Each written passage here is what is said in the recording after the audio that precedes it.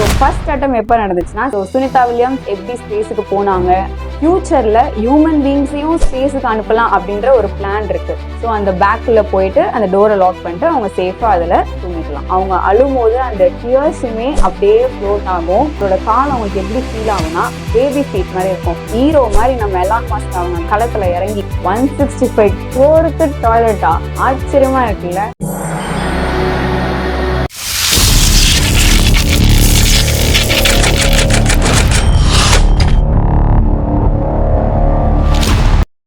guys, welcome back to Jay Spotlight channel. இன்னைக்கு நம்ம யாரை பத்தி பார்க்க போறோம்னா, the one and only Sunita Williams அவங்கள பத்தி தான் பார்க்க போறோம். ரீசெண்டா வந்த நியூஸ் அதுதான். ஸோ எல்லாருக்குமே தெரிஞ்சிருக்கும். ஸோ சுனிதா வில்லியம்ஸ் எப்படி ஸ்பேஸுக்கு போனாங்க, அவங்களோட ஸ்பேஸ் ஜேர்னி, அவங்க ஸ்பேஸ்ல என்னென்ன சேலஞ்சஸ்லாம் ஃபேஸ் பண்ணாங்க, ஸ்பேஸ்லேருந்து அவங்க இடத்துக்கு வந்ததுக்கப்புறம் அவங்களுக்கு என்னென்ன ஹெல்த் இஷ்யூஸ்லாம் வரும், எல்லாத்தையும் பற்றி நம்ம பார்க்க போகிறோம். ஸோ வாங்க வீடியோக்குள்ளே போகலாம். கல்பனா சாவ்லா எல்லாருக்குமே தெரிஞ்சிருக்கும். ஸோ கல்பனா சாவ்லாக்கு அப்புறமா ஒரு ஃபேமஸான இந்தியன் ஆஸ்ட்ரோனட் தான் நம்மளோட சுனிதா வில்லியம்ஸ். ஸோ சுனிதா வில்லியம்ஸையும் பட்ச் வில்மோர் அப்படின்ற 2 ஆஸ்ட்ரோனட்டை ஸ்பேஸுக்கு அனுப்பலான்ட்டு பிளான் பண்ணிட்டாங்க. ஸோ போயிங் அப்படின்ற ஒரு ப்ரைவேட் கம்பெனி தான் ஒரு ஸ்பேஸ் கிராஃப்ட் கிரியேட் பண்ணி அவங்க 2 பேரையும் ஸ்பேஸுக்கு அனுப்ப ரெடி பண்ணிட்டாங்க. ஸோ ஃபர்ஸ்ட் அட்டம் எப்போ நடந்துச்சுன்னா 7th May 2024 2 பேருமே ஸ்பேஸுக்கு அனுப்பலாம் அப்படின்ட்டு பிளான் பண்ணி 2 பேருமே ஸ்பேஸ் கிராஃப்டில் ஏறி உட்காந்துட்டாங்க. பட் டேக் ஆஃப் ஆகிற ஒரு 3 hours முன்னாடி சொல்கிறாங்க, எங்கள் ஸ்பேஸ் கிராஃப்டில் ஏதோ ஒரு இஷ்யூ ஆகிடுச்சு, இறங்கிக்கோங்க அப்படின்னு சொல்கிறாங்க. அதுக்கப்புறம் செகண்ட் அட்டம் எப்போ எடுக்கிறாங்கன்னா 1st June 2024 எடுக்கிறாங்க. அப்பையும் டேக் ஆஃப் ஆகிற ஜஸ்ட் ஒரு 3 minutes பிஃபோர் ஸ்பேஸ் கிராஃப்டில் இஷ்யூ ஆகிடுச்சு, இறங்கிக்கோங்க அப்படின்னு சொல்லிட்டாங்க. ஸோ அதுக்கப்புறம் மறுபடியும் ட்ரை எடுத்து ஒரு தேர்ட் அட்டம் எப்போ நடக்குதுன்னா 5th June 2024 அன்னைக்கு ஸ்பேஸில் சக்ஸஸ்ஃபுல்லாக அனுப்பிச்சிட்டாங்க. போகிற வழியிலே பாதி இடத்துல இஷ்யூ ஆயிடுச்சு. ஸோ அதுக்கப்புறம் எப்படியோ டெக்னிக்கல் இஷ்யூ எல்லாத்தையுமே ஃபிக்ஸ் பண்ணி சக்ஸஸ்ஃபுல்லாக அவங்க போயிட்டாங்க. ஸோ இங்கேருந்து எர்த்துலேருந்து ஸ்பேஸுக்கு போகிறதுக்கு 25 hours ஜேர்னிங்க. ஸோ அவ்வளோ நேரம் அவங்க கஷ்டப்பட்டு போயிருக்கிறாங்க. அதுவும் இல்லாமல் ஸ்பேஸ் வந்து ஒரு 400 kilometer ஹைட்டில் இருக்குது. நார்மலாக மவுண்ட் எவரெஸ்ட் எல்லாருக்கும் தெரியும், அது ஜஸ்ட் ஒரு 8 kilometer ஹைட்டு தான். அப்புறம் நம்ம ஃப்ளைட்லலாம் போவோம்ல, ஃப்ளைட்டில் போகிறது கூட ஒரு 13 kilometer ஹைட்டு தான். ஆனால் இந்த ஸ்பேஸு 400 kilometer ஹைட்டில் இருக்குது. ஸோ அவ்வளோ லாங் போயிருக்காங்க, 400 kilometer ஹைட்டுக்கு போயிருக்காங்க ஃபார் ரிசர்ச் பர்பஸ். ஸோ இவங்க 2 பேருமே ரிசர்ச் பர்பஸ்க்கு தான் போயிருக்கிறாங்க. பட் இன்னொரு விஷயம் என்ன சொல்ல வராங்கன்னா, ஃபியூச்சரில் ஹியூமன் பீங்ஸையும் ஸ்பேஸுக்கு அனுப்பலாம் அப்படின்ற ஒரு பிளான் இருக்குது. ஸோ இப்போ நம்ம ட்ரிப் போகலாம் அப்படின்ட்டு நம்ம வீட்டில் பிளான் பண்ணுறாங்கன்னா நம்ம என்ன சொல்லுவோம், வழக்கமாக ஊட்டி போகலாம், கேரளா போகலாம், கொடைக்கானல் போகலாம், இவ்வளோ தான் சொல்லுவோம். ஆனால் ஃபியூச்சரை நம்ம பசங்கிட்ட கேட்டால் அவங்க என்ன சொல்ல போகிறாங்கன்னா, வா ஸ்பேஸுக்கு போகலாமா, அப்பா நம்ம ஸ்பேஸுக்கு போகலாம் அப்படின்னு சொல்ல போகிறாங்க. ஸோ அதுக்காக ஒரு டெஸ்ட் ரன் மாதிரி தான் இவங்க 2 பேருமே ஆக்சுவலி போயிட்டு வந்திருக்கிறாங்க. ஸோ நீங்களுமே ஜாலியாக ஒரு நாள் ஸ்பேஸுக்கு ட்ரிப் போயிட்டு வந்துருங்க. ஸ்பேஸில் சுனிதா வில்லியம்ஸ் பார்த்த ஒரு மிராக்குலஸான விஷயம் என்னன்னா, அதாவது ஸ்பேஸ் கிராஃப்ட் வந்து எர்த்தை ஒரு 1.5 மணி நேரத்திலே ஸ்பீடாக சுற்றி வந்துடும்.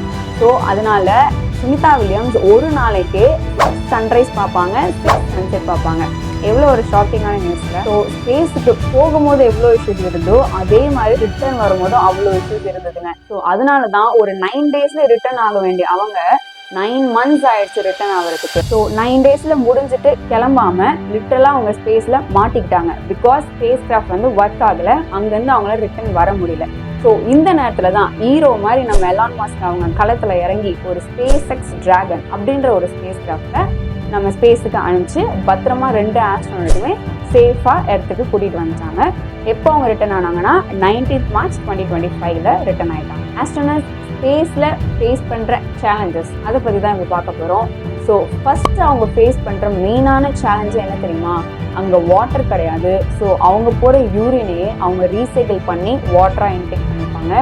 ஈவன் அங்கே டாய்லெட்ஸ் போகிறது கூட ரொம்பவே கஷ்டம் தான். ஸோ அந்த காலத்துலாம் பார்த்தீங்கன்னா ஸ்பேஸ் கிராஃப்டில் டாய்லெட்ஸ் இல்லாமல் ஆஸ்ட்ரோனட்ஸ்லாம் ரொம்பவே கஷ்டப்பட்டாங்க. ஸோ அதுக்காக இப்போ இருக்கிற ஸ்பேஸ் கிராஃப்டெல்லாம் டாய்லெட்ஸே கட்டியிருக்காங்க. அந்த டாய்லெட்டோட ரேட் பார்த்தீங்கன்னா 165 crore. 165 crore டாய்லெட்டா, ஆச்சரியமா இருக்குல்ல. செகண்ட் சேலஞ்ச் பார்த்தீங்கன்னா ஸ்லீப்பிங் தாங்க. மனுஷனுக்கு தூக்கம் எவ்வளவோ முக்கியம் இல்லை, பட் ஆனால் அவங்க ஃப்ளோட்டிங்லேயே இருக்கிறதுனால அவங்களுக்கு ஸ்லீப்பிங்லாம் கஷ்டம் தான். அதனால தான் அவங்களுக்காகவே ஸ்பெஷலாக ஸ்லீப்பிங் பேக் அப்படின்னு ஒன்று இருக்குது.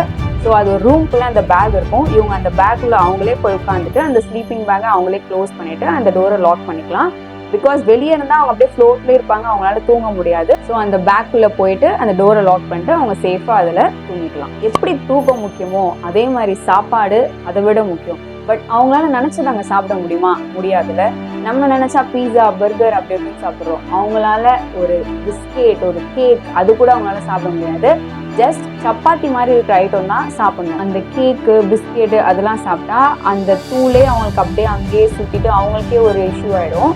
ஸோ அதனால தான் அவங்க இந்த சப்பாத்தி டைப்பில் டார்டில்லாஸ் அப்படின்னு சொல்லுவாங்க. ஸோ அந்த ஃபுட்டை தான் அவங்க இன்டேக் பண்ணுவாங்க. ஸோ ஸ்லீப்பிங் பார்த்துட்டோம், ஈட்டிங் பார்த்துட்டோம்.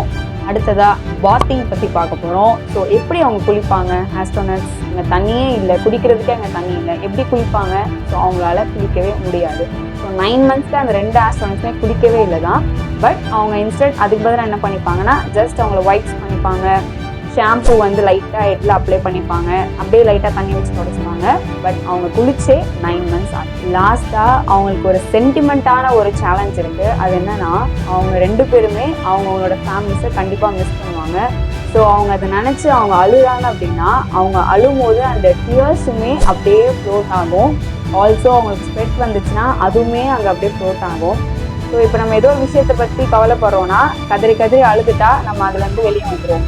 ஆனால் நம்ம அழும்போது அந்த டியர்ஸ் எல்லாமே அப்படியே ஃப்ளோட் ஆச்சுன்னா நமக்கே அது ஒரு மாதிரி டிஃப்ரெண்ட்டாக இருக்கும்ல. ஸோ அவங்க ஸ்பேஸ்லேருந்து இப்போ பூமிக்கு வந்துட்டாங்க. வந்ததுக்கப்புறம் அவங்களுக்கு என்னென்னலாம் ஹெல்த் இஷ்யூஸ் ஏற்படும் அப்படின்றத பற்றி நம்ம வந்து பார்க்கலாம். ஸோ ஃபஸ்ட்டு அவங்களுக்கு என்ன ஆகும்னா, போன் டென்சிட்டி லாஸ், எலும்பு தேய்மானம் ஏற்படும். செகண்ட், கேன்சர் வர்றது கூட நிறைய சான்சஸ் இருக்குது. பிகாஸ் அவங்க காஸ்மிக் ரேடியேஷன்லாம் இருக்கிறாங்க.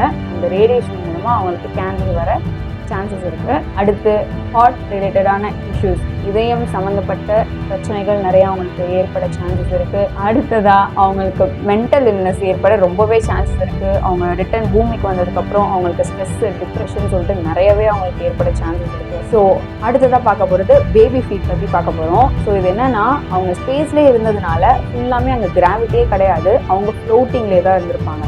ஸோ ஆஃப்டர் 9 months கழிச்சு அவங்க ரிட்டர்ன் இங்கே எர்த்துக்கு வரதுனால அவங்க ஃபஸ்ட்டு அவங்க காலை கீழே வைக்க போகிறாங்க.